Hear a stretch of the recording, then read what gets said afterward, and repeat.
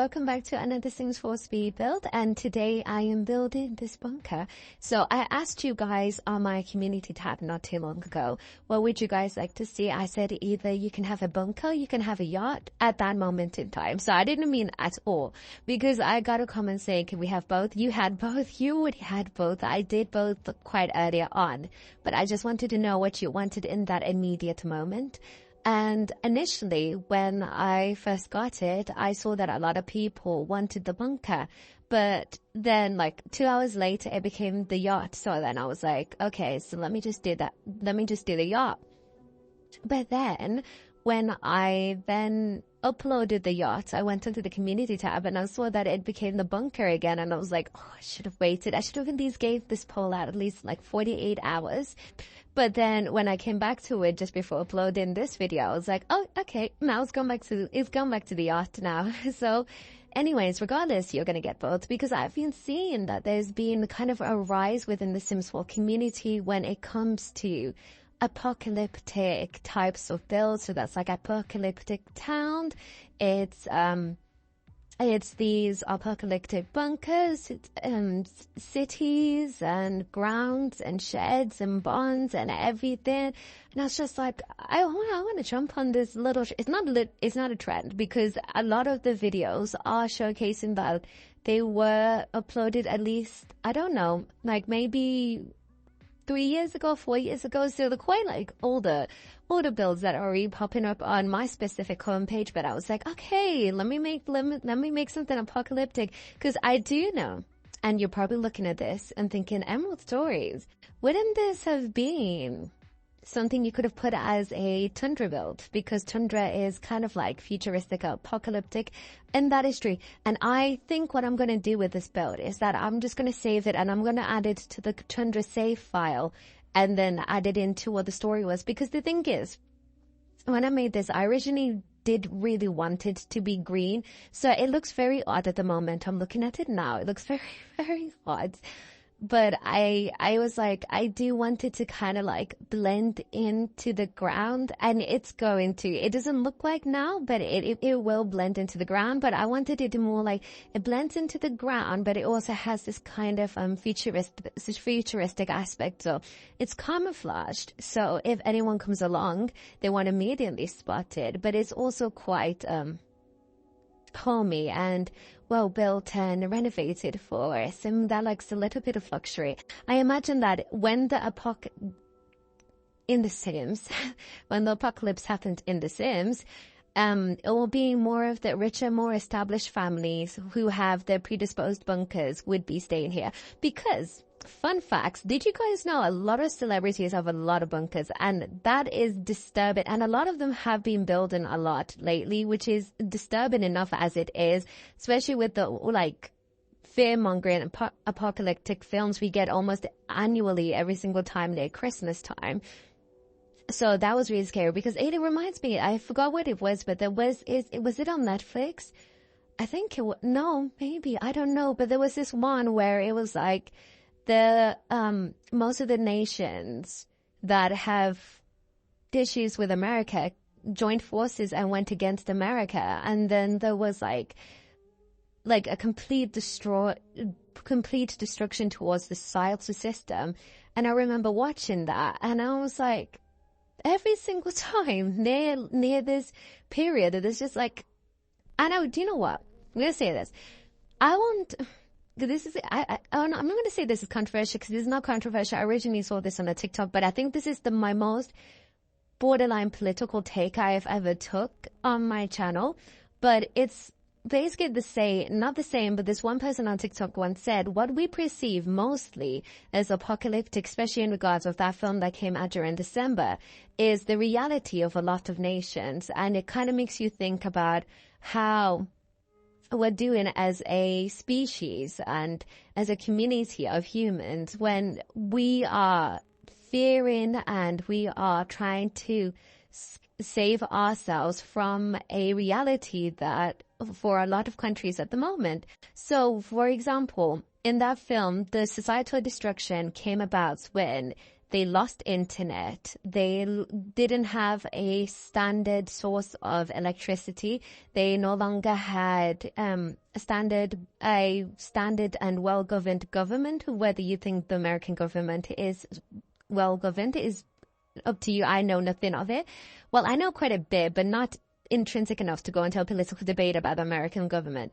I know more about the British government, and I've got a lot of things to say about the British government. But anyway, regardless, I'm not going to get into too much of that, but I'm saying is that a lot of things that we perceive as apocalyptic is just the reality of a lot of different countries. So those things that I've just stated earlier do exist and do currently occur in a lot of countries, but we do not perceive ourselves as being in a post-apocalyptic, well, not post-apocalyptic, we do not perceive ourselves as being in an apocalyptic world. We think that we are verging on apocalyptic, but not in all seriousness. What we are verging on is an apocalyptic Western society, but mostly what is occurring is that a lot of places are going through what we perceive. So, for example, in this film, completely forgot what it was called because I think it had a really odd name. I just remember at the end of this film, there was a little girl found one of the underground bunkers of one of the rich people in the areas and just kind of was like, kind of ignored like every single person in her family. To be fair, she was like quite neglected in the film. But I remember after watching that, there was still like other people that needed this help.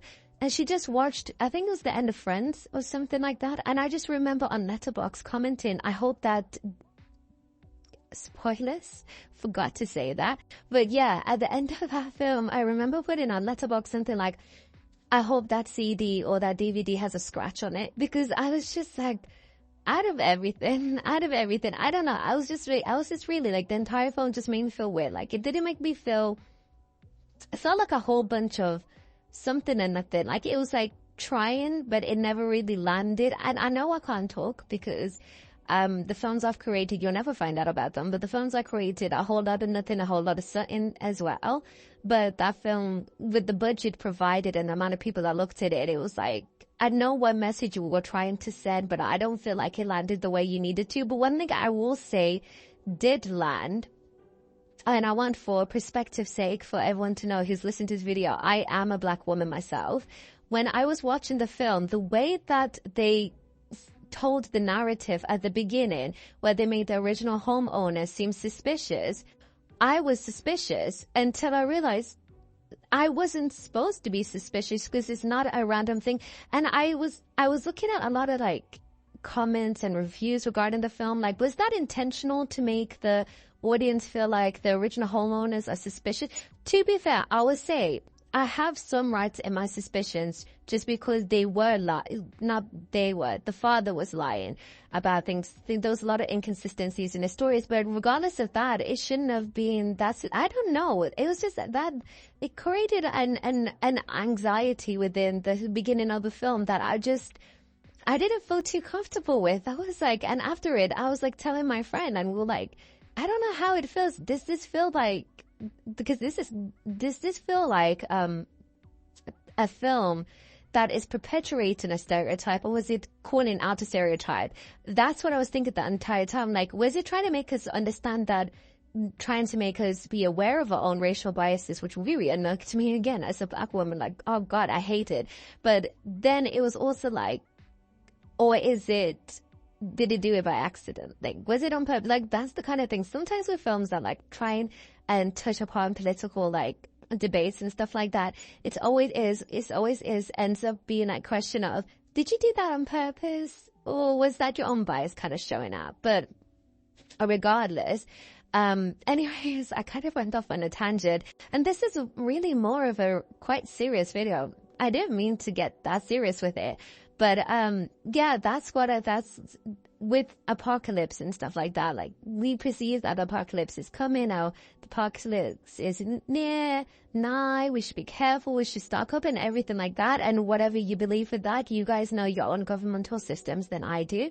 But it's just like, it's very interesting that we do perceive that when there is quite an abundance of countries that are actively going through situations like that, that we kind of turn a blind eye to.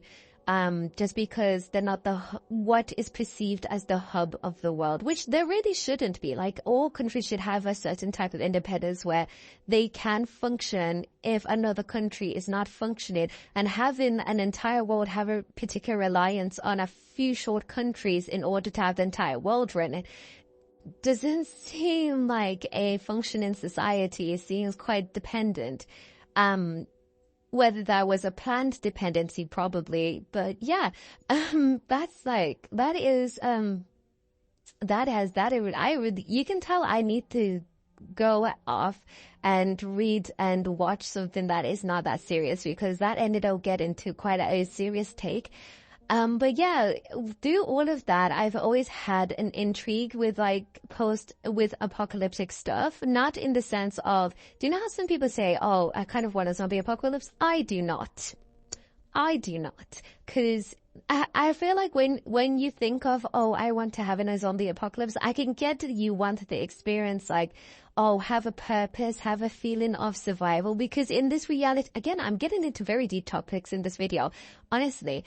In a zombie apocalypse, you have a more certain idea of what you need to survive for, and you feel a more prominent sense of the need of survival compared to when you are living in maybe just like an average society that we have now. If you're privileged enough to, you just feel like you need to survive for the sake of surviving. But in like zombie apocalypse or like whatever, you feel like, okay, I need to survive for the sake of humanity. So it gives almost like a purpose, and also without the added distractions of like social media and everything, you get a better sense of community and purpose, and you can feel truly, because I feel like another reason why some people would want a zombie apocalypse, yet I would not even entertain the idea. I do not want it.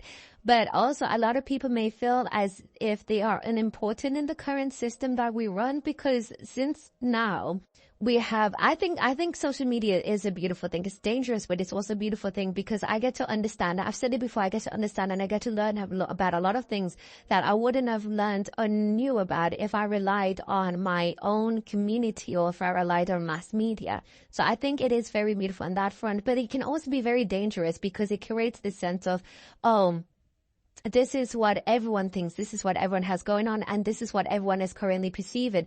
So it ends up being like, for example, when it comes to beauty standards, this emphasis of beauty is not new. We've always had a massive love and adoration towards beauty as a society, but it is increased because before, I remember, I don't know where I saw this, I think this was on a YouTube video essay, but someone was like, our need for beauty and our want for beauty has only increased now because we're getting so overexposed towards it.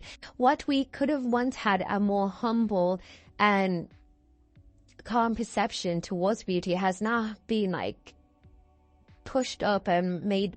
This is a specific word for what I'm trying to say, but it's completely off my head.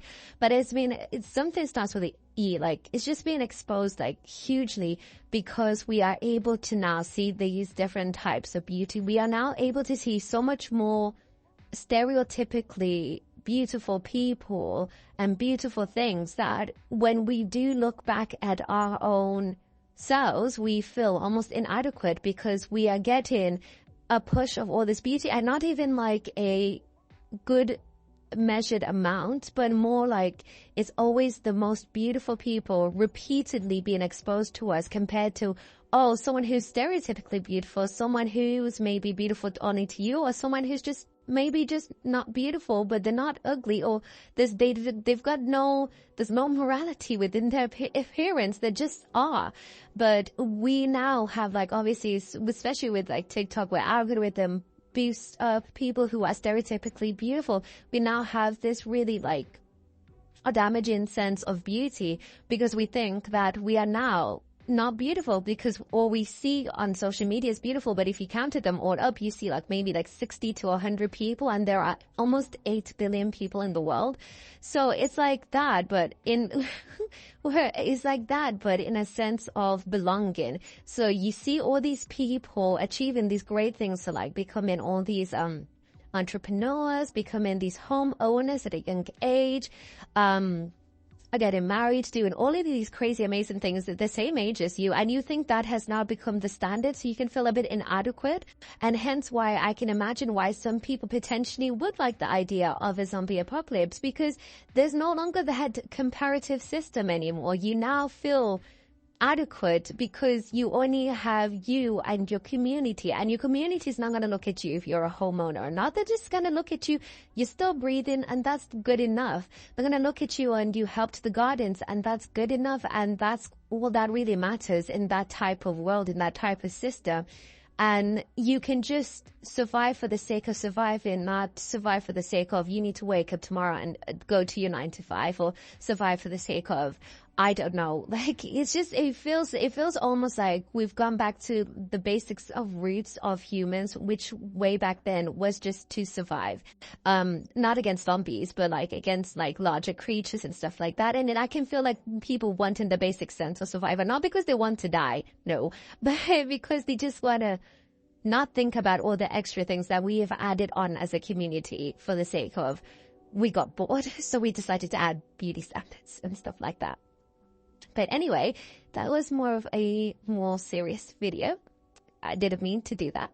And I hope you enjoyed the build. Thank you so much for watching this video. Don't forget to like and subscribe. But if you don't want to, that's also okay. I appreciate you staying this long and then listening to all of my ramblings. Also, don't forget to leave a comment down below. I read all of your comments. The more the merrier. And I'll see you guys in the next video. Goodbye.